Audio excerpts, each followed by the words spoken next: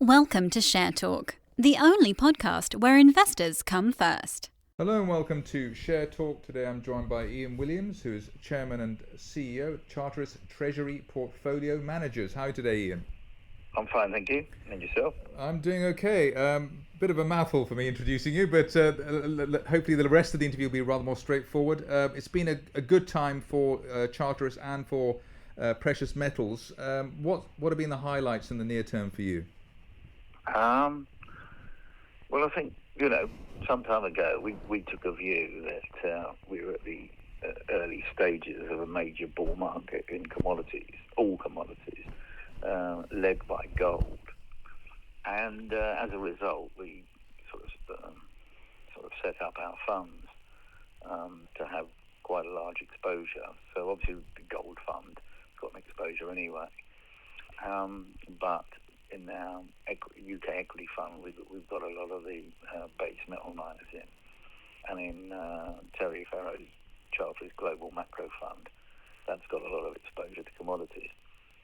And basically, the bet's paid off already in quite a big way, because all our funds were, like our UK equity funds, top of the equity income sector over 5 years. But we think it's we don't think this is just a 1 or 2 year spike. We think this is the start of a multi-year, quite large bull market in commodities.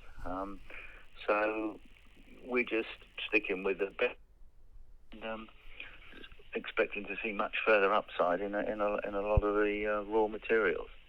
I mean, just to pick you up on that, is it the case that being sort of cynical and being curious at the same time, given the backdrop, precious metals, gold should have been soaring, and it hasn't actually been the great takeoff that maybe one would have expected, given the background and the pumping of money, QE, even more trillions going into the economies after COVID. Is that something you would agree with? Well, very often a market gets ahead of the game. As the old adage, it's always better to travel than to arrive sometimes.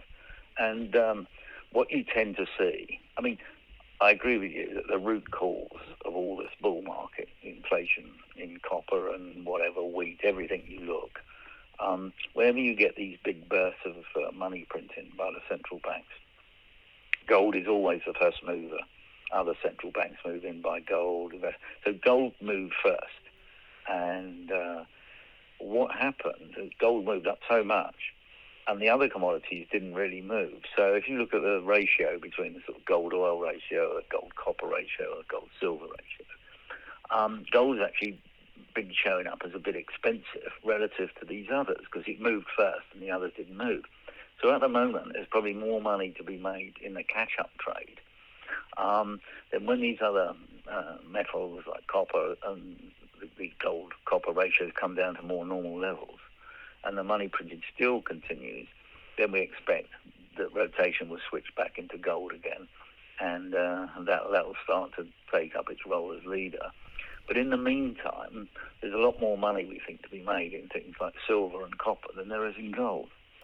Right. The other question is, which is maybe the $64,000 question: how much? What's more important to the price of these commodities? Is it the money printing, or is it actual physical demand? And can they only go up, really rocket, if you have both at the same time? Well, one tends to cause the other. The root cause of all this is gargantuan money printing, which devalues the paper money that's in existence, and so the commodity prices react to hold their value in real terms. Superimposed on that, you've had a bit of COVID-related restrictions in the supply of some of these commodities, like, for example, in Latin America, a lot of the mines were shut down for a few weeks because of COVID, and you've had COVID dislocations on supply all over the world. So you've had two forces at work. But if you hadn't have had the COVID, and you could argue if you didn't have the COVID, you wouldn't have had as much money printed. But if you didn't have the COVID-related supply problems, you'd still have had big rises in commodities because of the money printing. So the money printing is the big elephant in the room.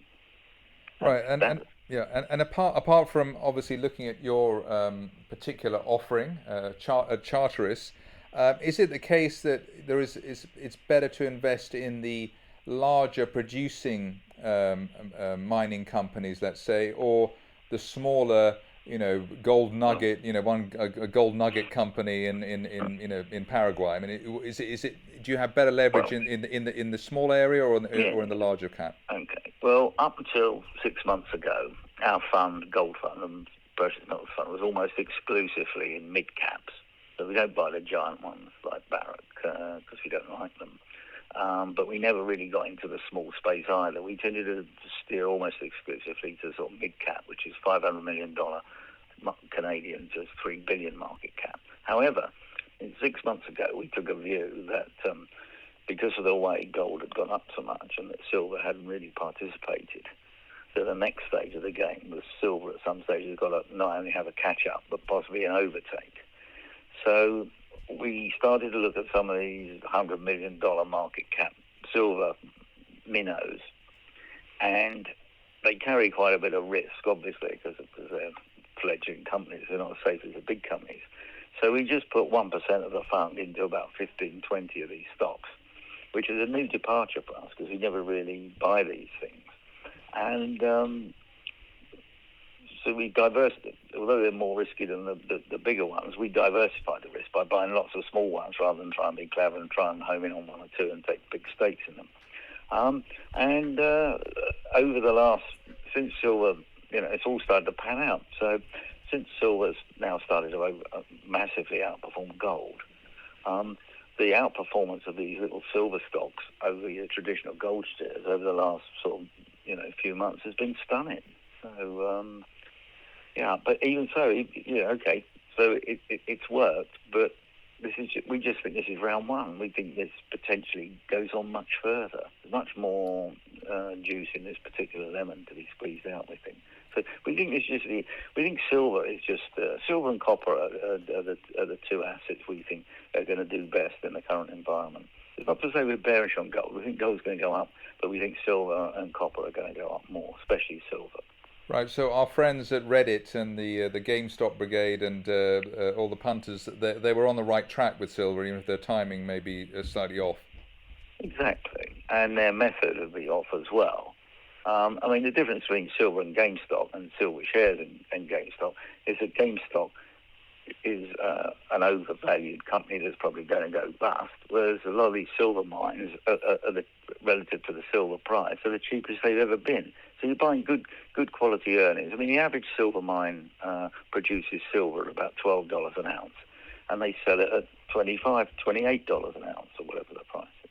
So they're making huge amounts of money. They've never made the record level of profitability is almost unparalleled. So you can't compare the two. One's got really good fundamentals and cheap undervalued assets. And GameStop is something that you wouldn't want to buy other than just a technical short squeeze ramp that's gone on. But you wouldn't want to be left holding the baby in GameStop. Whereas if you get left holding the baby in some silver mines, there's no problem. You just sit there and hold it.